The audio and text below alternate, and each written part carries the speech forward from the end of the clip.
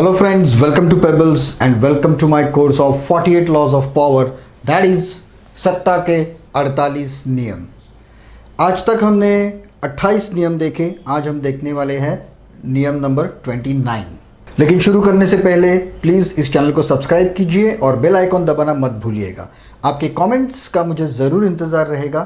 और अब हम शुरू करते हैं नियम नंबर 29। नियम नंबर 29 पहले हम पढ़ लेते हैं। Plan all the way to the end. Plan all the way to the end मतलब आखिरी मोमेंट तक आपको प्लानिंग करना है और कोई भी काम शुरू होने से पहले उसका पूरा का पूरा प्लानिंग हमें करना है। क्या आपको पता है कि चेस प्लेयर्स जो होते हैं, इंटरनेशनल चेस प्लेयर और जो बहुत अच्छी शतरंज खेलते हैं, वो प्लेयर कभी कभी 10-12 मूव तक प्लानिंग कर लेते हैं और अचानक वो डिक्लेयर कर देते हैं the mat in 10 moves, 12 moves, 15 moves, 16 moves तक मैंने देखा है। तो इतना सारा प्लानिंग वो लोग क्यों करते हैं? और वो प्लानिंग करते समय सिर्फ अपने मुंह का प्लानिंग नहीं करते, वो प्लानिंग करते हैं अगर मैं ये खेलूंगा तो सामने वाला क्या खेलेगा, अगर सामने वाले ने 2-3 ऑप्शन उसके पास है तो उसके लिए भी इनके पास जवाब रेडी होता है। मैं आपको एक छोटी सी कहानी सुनाता हूँ कि एक मेंढक जो होते हैं ना, एक मेंढकों का एक झुंड था और तालाब का पानी सूखने को आया था। तब उन्होंने सोचा कि हम लोग माइग्रेट करेंगे। तो जब वो दूसरे पानी के सोर्स के लिए ढूंढने के लिए बाहर पड़े तो उन्हें एक गहरा कुआं दिखा जो पानी से भरा हुआ था। पानी से भरा हुआ था, वहाँ पे आजू बाजू में पेड़ थे, छाँव थी, अच्छी तरह से मिट्टी अच्छी थी वहाँ की। तो सभी लोगों ने और या सभी मेंढकों ने तय कर लिया कि हम इस कुएं में जाके रहेंगे।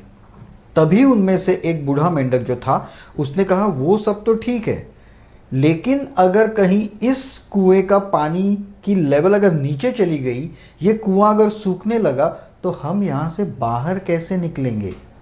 इसके बारे में पहले सोचो। इसके बारे में पहले सोचना बहुत ज़रूरी है। आपको महाभारत की कथा याद होगी, अभिमन्यु की। उसने आधा ज्ञान प्राप्त किया था चक्रव्यूह में घुसने का, लेकिन उससे बाहर आने का तरीका उसे पता नहीं था। परिणाम क्या हो गया? उस दिन जो युद्ध हुआ, जहां अभिमन्यु को सभी पांडव योद्धाओं ने कहा कि हम तुम्हारे पीछे रहेंगे, तुम आगे जाओ, हम पिछाड़ी पूरी तरह से संभालेंगे। तो अभिमन्यु अंदर घुसता गया, लेकिन बाहर आने का तरीका, चक्रव्यूह का भेद, बाहर आने के लिए जो भेद था वो उसे पता नहीं था। तो उस दिन का वॉर जो है वो पांडव हार गए। बहुत बार एक कहावत आपने सुनी होगी कि हाथी चला गया और पूंछ पीछे रह गई।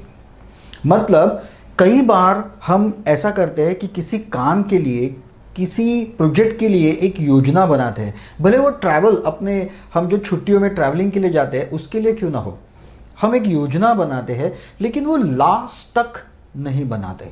हम एक सर्टेन पॉइंट तक बनाते हैं, उसके आगे हम छोड़ देते हैं। हम वहाँ से आने तक, घर से जाने से घर पे आने तक की योजना आपके पास रेडी होनी चाहिए, अन्यथा आप बहुत संकट में पड़ सकते हो। और जब ये योजनाएं बनाई जाती है उसमें हमेशा फ्लेक्सिबिलिटी होनी चाहिए। सपोज आप कोई प्रोजेक्ट कर रहे हो, कोई योजना बना रहे हो और भले आप इस कोर्स का इम्प्लीमेंटेशन कर रहे हो, किसी लॉ का इम्प्लीमेंटेशन कर रहे हो, तब उसे आखिरी तक आपको प्लान करना होगा, लास्ट तक प्लान करना होगा, कहीं भी छोड़ देना नहीं है। और ये प्लान ऐसा होना चाहिए कि वो फ्लेक्सिबल होना चाहिए। फ्लेक्सिबल का मतलब ये होता है कि अगर आपके प्लान के अनुसार कोई चीज़ नहीं हो रही है तो इमीडिएटली आपको प्लान में बदलाव करना आसान पड़ना चाहिए। ये नहीं कि मैं ये प्लान को चेंज ही नहीं कर सकता, अभी मैंने जो किया वो किया है, करेंगे या मरेंगे, ये सब फालतू की चीज़ें होती है। कभी करेंगे या मरेंगे नहीं, दूसरों को मारेंगे और हम सुरक्षित रहेंगे, यही आपकी नीति होनी चाहिए। और उसके लिए आपको आपका प्लान जो है वो 100% फुल प्रूफ बनाना पड़ेगा और फ्लेक्सिबल भी बनाना पड़ेगा, ताकि समय आने पर उसमें आसानी से बदलाव किए जा सके। और एक चीज़ मैं आपको बताना चाहता हूँ, जब आप प्लानिंग करते हो, कई बार, मतलब हमारे लाइफ में हमने कई बार ऐसा किया है कि हम नज़दीक का फ़ायदा बहुत ज़्यादा देखते हैं दूर के नुकसान से। हमेशा दूर का नुकसान पहले देखना चाहिए नज़दीक के फ़ायदे से।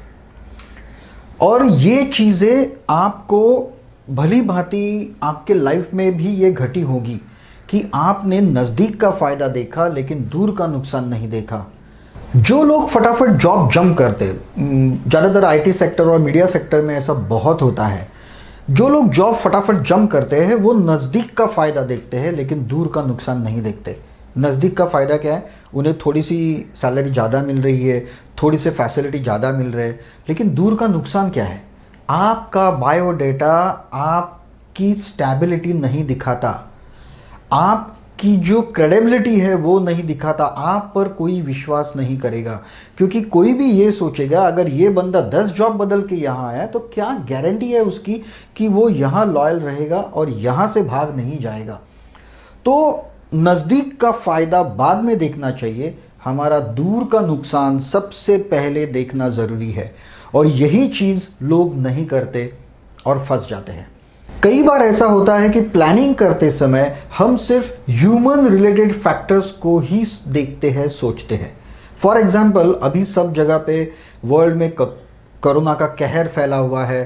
अब यहाँ से जो लोग फॉरेन गए हुए हैं, मतलब ट्रैवलिंग के लिए, जो जॉब बीप के लिए गए उनकी बात तो छोड़ दो, लेकिन जो ट्रैवलिंग के लिए गए उन्होंने तो पूरी प्लानिंग की होगी।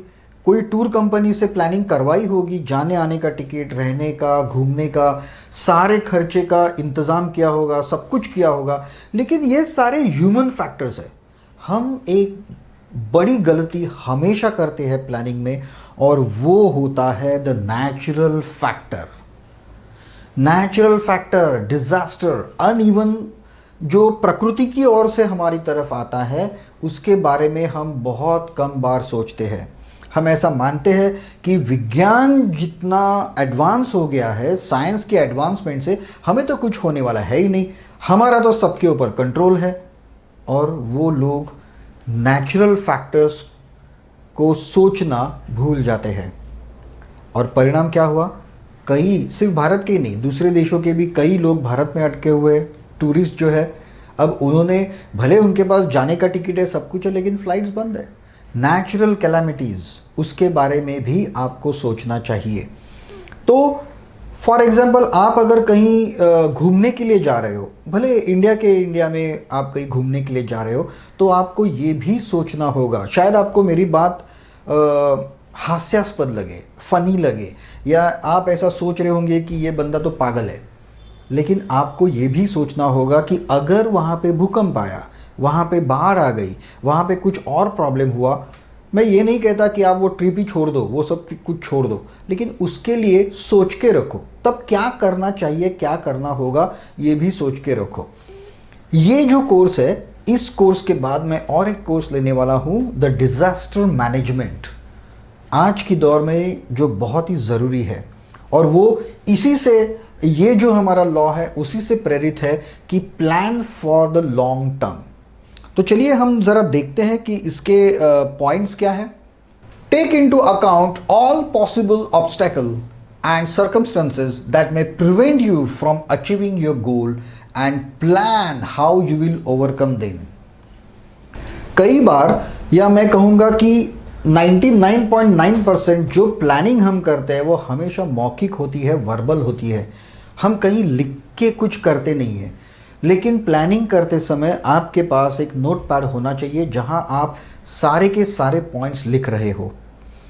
एक बात मैं आपको बताता हूं, मेरे डैडी ने जब भी मुझे ये प्रोजेक्ट मैनेजमेंट या डिज़ास्टर मैनेजमेंट या कुछ भी ऐसा जो सिखाया था, तब वो हमेशा एक पन्ने के 2 हिस्से करते थे, और यहाँ पे लिखते थे प्रोज और वहाँ पे लिखते थे कॉन्स। मतलब इसके फ़ायदे क्या है और इसके नुकसान क्या है, मतलब सही बातें क्या है और गलत बातें क्या हो सकती है, ये सारी हमें नोट डाउन करनी चाहिए। छोटे छोटे से जो प्लानिंग होते हैं, वहाँ से बड़े बड़े प्रोजेक्ट प्लानिंग जो कॉरपोरेट फील्ड्स में होते हैं, वहाँ तक सारी की सारी चीज़ें हमें नोट डाउन करनी चाहिए।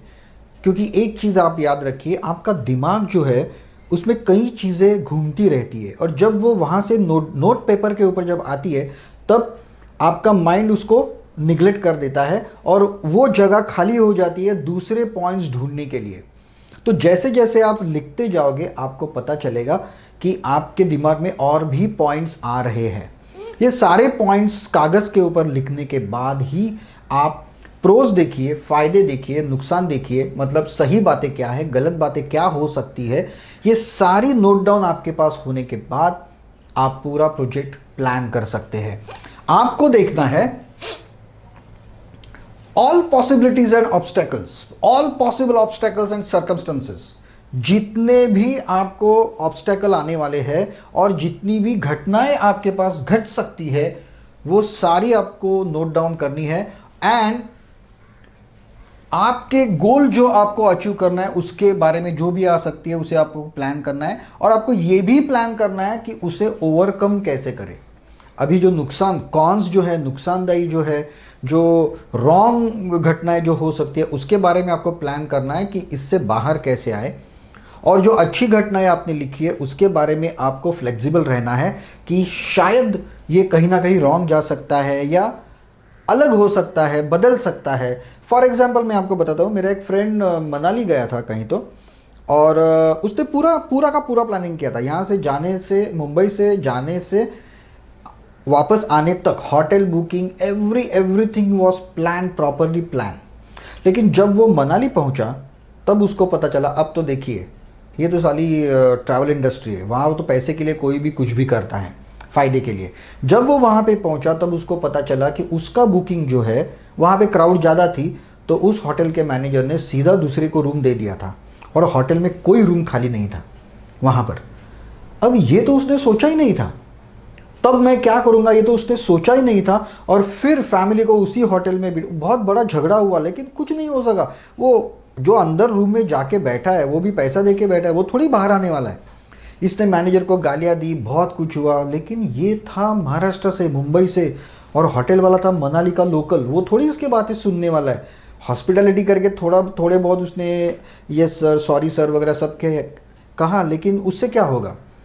फिर उसने उसको दूसरा होटल मैनेज करके दिया, लेकिन वो तब हुआ जब उसकी बीवी ने उसको संभाला, उसको कहा कि भाई हम दूसरों के मुल्क में हैं और यहाँ पे अपनी होशियारी नहीं चलेगी, तो प्रेम से या उसके साथ बातें करो, एडजस्ट करो, उसको समझाओ और अपना काम करवा के ले लो। तो ये भी एक प्लानिंग ही हुई कि अगर ऐसा कुछ हुआ तो हम कैसे रिएक्ट करेंगे। कई बार ऐसा होता है कि हम बहुत गुस्सेले स्वभाव के होते हैं, या अचानक कुछ तो संकट सामने आता है जिसके लिए हम प्रिपेयर्ड नहीं है, तो हमारा गुस्सा टूट पड़ता है, लेकिन उससे तो कुछ होता नहीं है। तो आपको वो भी सोचना पड़ेगा कि अगर ये कहीं गलत हो गया अपना प्लानिंग, तो उसके बारे में हमें क्या करना चाहिए, हम क्या कर सकते हैं। Let us see the next point. When you see several steps ahead, you will no longer need to improve along the way and risk deviating from your plan.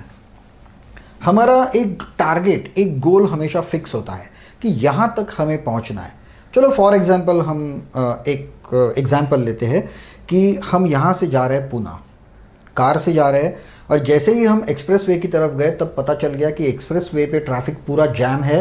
तो हम क्या करते हैं, वहाँ जाने से पहले ही हम ओल्ड रोड जो है वहाँ से चले जाते हैं। वहाँ पे हमें पता अगर चल गया कि कुछ तो प्रॉब्लम है, आगे पेड़ गिरा है या कुछ तो लफड़ा हो गया है, तो हम दूसरा रास्ता लेते हैं। मतलब हम क्या करते हैं, हर बार हमारे प्लान में ज़रूरत के अनुसार हम बदलाव करते हैं। अगर ये सारे प्लानिंग जहाँ जहाँ ऑब्स्टेकल आ सकते हैं एंड तक, वो अगर प्लानिंग आप पहले से करोगे तो जहाँ आपको पहुँचना है, जो आपका गोल है, वो हासिल करने में आपको कोई प्रॉब्लम नहीं आएगी।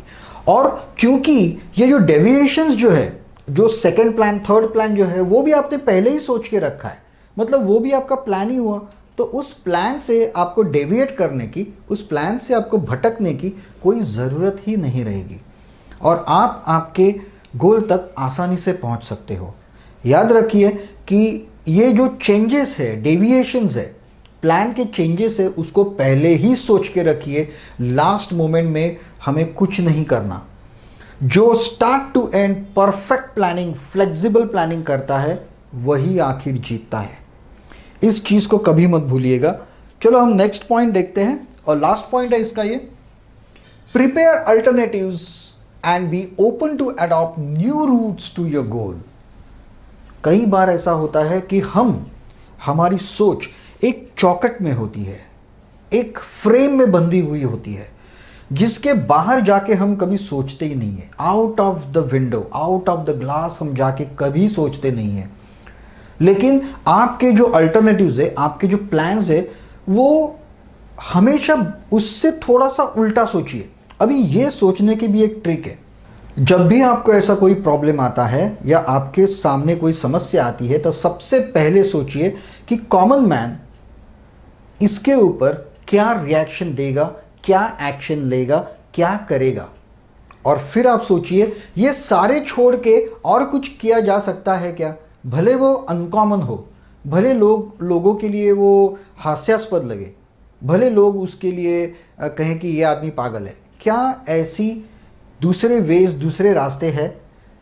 कई बार हम लोग ने इसे देखा है कि जिन ट्रिक्स को, जिन मार्गों को लोग पागल समझते थे, पागलपंती समझते थे, वही आखिर में सही साबित हुए हैं। तो इसके लिए आपको अडॉप्टिव रहना पड़ेगा, मतलब be open to adopt new routes to your goal. अगर आपको आपके गोल तक पहुंचना है तो आपको अडॉप्टिव रहना पड़ेगा। दूसरों की सलाह सुनने की काबिलियत खुद में पैदा करनी होगी। कई लोग बहुत स्टबॉर्न होते हैं, वो कहते हैं कि जो मैं कहूँगा वही होगा, मैं जो हूँ वही सही हूँ। लेकिन इस दुनिया में कोई भी आदमी, आप, मैं, कोई भी परफेक्ट नहीं है। हम 100% परफेक्ट कभी हो ही नहीं सकते, क्योंकि गलतियाँ, साइंस में 2 टर्म्स है, एरर्स एंड मिस्टेक्स। त्रुटि और गलतियाँ सुधारी जा सकती है, लेकिन त्रुटि जो होती है वो कभी सुधारी नहीं जा सकती 100%, उसको कम किया जा सकता है। The errors can be reduced but the mistakes can be 100% avoided. तो मिस्टेक्स के लिए हम प्रॉपर प्लानिंग करेंगे और जो एरर्स उसको रिड्यूस करने के लिए हम अडॉप्टिव रहेंगे। सबसे बात सुन के लेंगे, सबके विचार लेंगे, लेकिन आखिर में करेंगे जो हमें चाहिए। लेकिन ये सुनने की ताकत, किसी एक लॉ में हमने देखा है कि you have to listen more and talk less. ज़्यादा से ज़्यादा सुनो और कम से कम बोलो। इसीलिए ईश्वर ने भी हमें 2 कान दिए हैं लेकिन एक ही मुंह दिया है। यही उसका संकेत है कि ज़्यादा सुनो और कम बोलो। तो we have to be open to new routes. अगर आप ज़्यादा सुनोगे, सबकी बात सुनोगे, तो आपको नए रूट्स, नए तरीके आपको पता चल जाएंगे। So friends, this was the rule number 29, plan all the way to the end. इसी के साथ ये वीडियो हम यही ख़त्म कर देते हैं। मैं हमेशा आपके कमेंट्स की राह देखता हूँ, उसे रिप्लाई भी करता हूँ। कई बार बहुत अच्छे सजेशंस भी होते हैं, बहुत अच्छे कमेंट्स भी होते हैं। कई लोग प्रश्न पूछते हैं तो उनके जवाब भी मैं तुरंत देता हूँ उन्हें। और अगर आपको ये कोर्स, ये वीडियो अगर अच्छा लगे तो ज़रूर इसे लाइक कीजिएगा और शेयर भी कीजिए। इसके नीचे डिस्क्रिप्शन में मैंने लिंक दे रखी है, जिसमें ये सारे जो पॉइंट्स है, पावर पॉइंट के जो प्रेजेंटेशंस है, वो सारे के सारे 1 to 48 लॉज तक उसमें दिए हुए हैं। आप डाउनलोड करके आपके मोबाइल में रख सकते हो, कभी भी रेफ़र कर सकते हो आप उसको। और उसमें और एक लिंक दिए हैं जो मेरे दूसरे कोर्स की है, the total personal development, that is the 30 दिनों का एक कोर्स है। तो वो आप ज़रूर कीजिएगा, वो आपके बहुत काम आएगा। सो अब हम मिलेंगे हमारे अगले वीडियो में। तब तक have a nice day, good bye.